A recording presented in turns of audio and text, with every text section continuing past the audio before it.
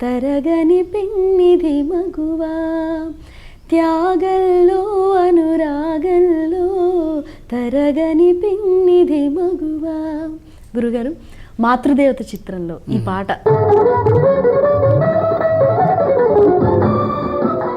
మీరు రాసినటువంటి ఈ పాట, అంటే మహానటి సావిత్రి గారి చిత్రానికి దర్శకత్వం వహించారు.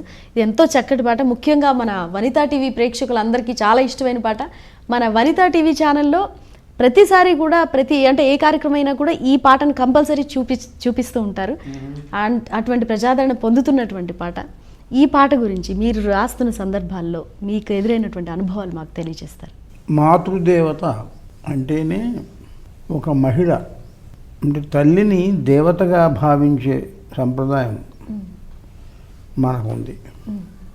మాతృదేవో భవ, పితృదేవో భవ. ముందే మాత, తర్వాత పిత.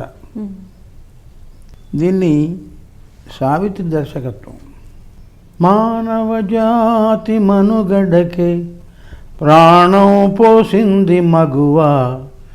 ఇక్కడ స్త్రీ అనే అర్థంలో వచ్చేటట్టు ఏ పదం పెట్టాలి అని కొంత ఆలోచన ఏర్పడింది.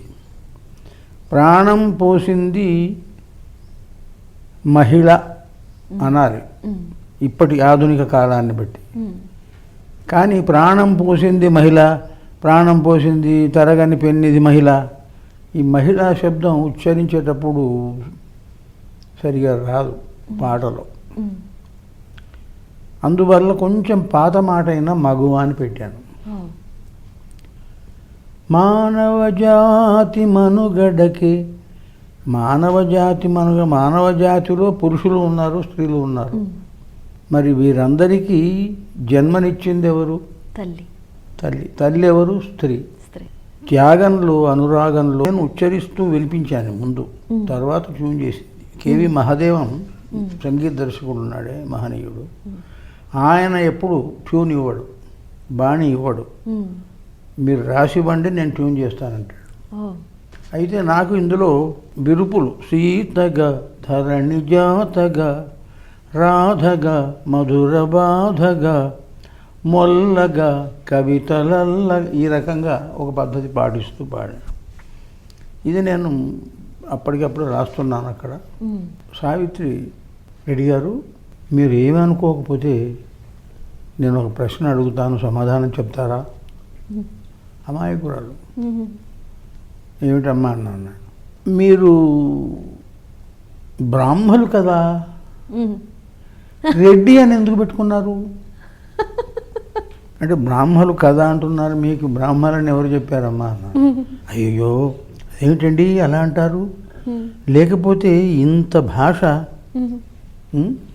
ఇలా ఈ శబ్ద ప్రయోగం చేయడం, దాన్ని ఉచ్చరించడం ఎలా సాధ్యం అవుతుందండి?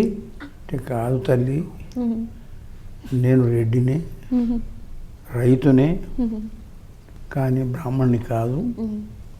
కానీ బ్రాహ్మణులు ఉచ్చరించే పద్ధతిలో పదాలు తొలినాళ్ల నుంచే ఉచ్చరిస్తూ వస్తున్నాను నేను. నా విద్యాభ్యాసం అలాంటిది అని చెప్తే, అలాగండి తప్పటకండి ఏమనుకోవద్దు అని చెప్పి అది ఎప్పుడు నాకు గుర్తొస్తుంటుంది. ఇందులో చివరి ఈ చరణాల్లో తరుణి పెదవిపై చిరునగవలికిన మెరయును ముత్యాల సరులు. ఒక స్త్రీ పెదవి మీద చిరునవ్వు ఒలికితే ముత్యాలు మెరుస్తాయి. కలకంఠి కంట కన్నీరొలికిన తొలగిపోవురా సిరులు. ఒక స్త్రీ కన్నీరు ఒలికితే ఈ కంటిలో సిరులు తొలగిపోతాయి. కన్న కడుపున, అంటే తల్లి కన్న కడుపున చిచ్చు రగిలిన కరువుల పాలవును దేశం, తల్లిని మించిన దైవము లేదని తరతరాల సందేశం. అంటే మాతృదేవత అనే పేరు పెట్టడానికి కావలసిన నేపథ్యం ఇందులో ఉంది. దీన్ని పాడింది సుశీల, వసంత, తర్వాత కేవి మహాదేవన్ గారు చాలా అద్భుతంగా స్వరపరిచారు దీన్ని.